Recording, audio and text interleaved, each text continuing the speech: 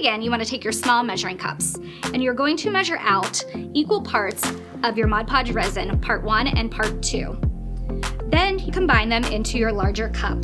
Once you've combined them, take your craft stick and you want to mix for exactly 3 minutes. You want to go slow and thoroughly, making sure that you're scraping any resin off of the side so it's equally combined. Once you've mixed, set your resin aside in the cup for 2 minutes. There will be some air bubbles that have risen to the top. You want to take your butane torch and lightly torch on top to remove some of those air bubbles. This is the time that you would add any of your additives that you're going to put into your resin, whether it's glitter, alcohol ink, or paint.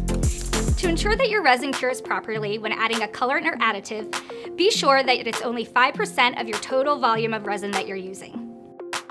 At this point, you have about 30 to 40 minutes to work with your resin before it begins to harden. So you want to make sure that you have your surface or your molds ready to go. Then you can take your resin that's been mixed and torched and pour it directly onto your surface or into your mold. Once you've poured, allow it to sit for 2 minutes. You'll see some additional air bubbles start to rise to the top. Take your butane torch and lightly torch on top of your surface, concentrating on those air bubbles.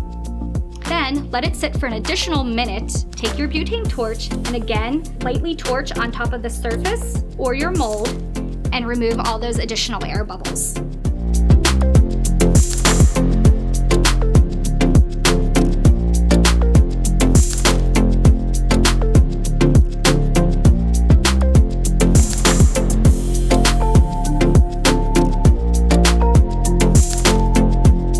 It's Dylan from Plaid, and if you like that video, make sure you're subscribed to our channel. Also hit that notification bell to be the first to know when a video goes live.